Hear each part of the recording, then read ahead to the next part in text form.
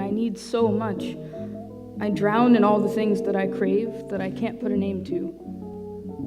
Like there are remains piled here, with no records, no ID of the faint glimmers of want in my ribcage, and I need.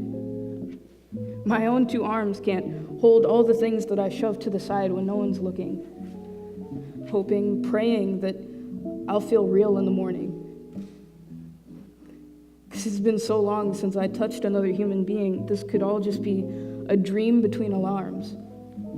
I beg myself to become a doctor, do no harm. I can't tell if I'd feel more at peace or quietly at war in the dark, but there will still be a person-sized scar when I wake up, aching, still, I need.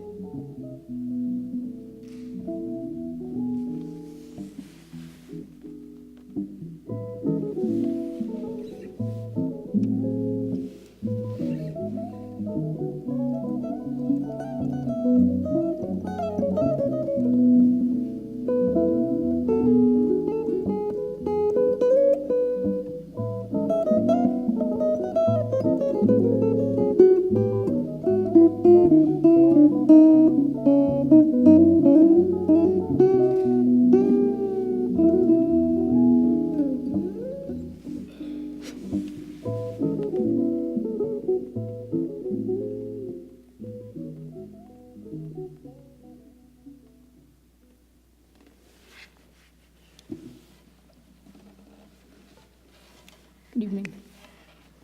My name is Jamillah Bell. I wrote that poem, I think, my freshman year of college. Really, the inspiration for it was, I feel like college is a time when people, they have so much that they're thinking about, that they're trying to figure out about themselves, that they can't really pinpoint all the things that they're feeling in the moment sometimes. And that's exactly where I was at around 3 a.m. on a random freshman night. I don't know if you all can relate to that. I wanted to talk to you about music today. It isn't an uncommon experience for us to hear a song that sounds exactly like another song. no matter how different they are in style or how far apart they are in years, sometimes we hear songs that simply sound the same. And with the accessibility of YouTube, the popularity of mashups, when you smush two songs together, I feel like we've reached a point where all of those things are so much more visible now in real time. I mean, it's not a new phenomenon. Variations and paraphrasing that create similar sounding songs. Musicians in Europe, in the church, they had melodies from the liturgy that sounded exactly like the local songs of the common people. I know that church musicians, especially black church musicians, you can hear all the harmonies and chord progressions that they used on a regular basis in popular music still to this day. For instance, Little Richard, artists like Ray Charles, they took the sounds that they heard in the pews and turned them into radio hits.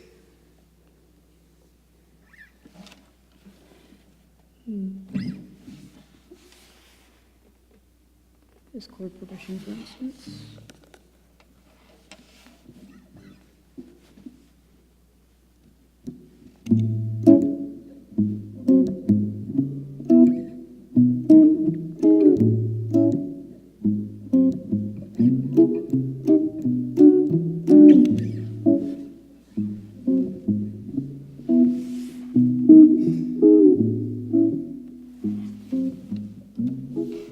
This is a very popular chord progression, and depending on how old you are or what songs you enjoy listening to, it could just about be anything. The most popular song I'm sure most of us have heard that this chord progression is used in is Just the Two of Us by Bill Withers. It's a pretty popular melody.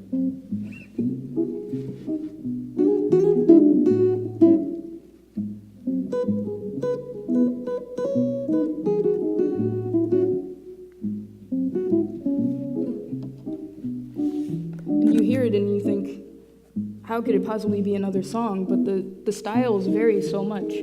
Different artists, depending on how fast or slow they play it, what genre they prefer to make music in, can turn this same chord progression into just about anything. I Like It by DeBarge. I don't know if anyone in here prefers 80s music, but I know for sure that Janet Jackson used it. If you're a fan of Janet Jackson, I Get So Lonely. Black Jupiter by Shmino is a more recent addition. My Boo by Ghost Town DJs, also very popular in the 90s. So many songs, and what makes it so beautiful, what makes this one chord progression so interesting is that different artists using it to suit their own purposes, it could reach several different audiences. It could be played at several different tempos, give a different feeling every time you listen to it in a different song. That universality. How many other ways can we look at something that looks just like something else and bridge a gap? Especially in today's climate, it's important that we realize all the things that we enjoy, the things that we step into personally in our day-to-day lives, they're far more universal than we think. It could just be the exact same thing with different window dressing when you really get down to it. And that's the beauty of music, I think.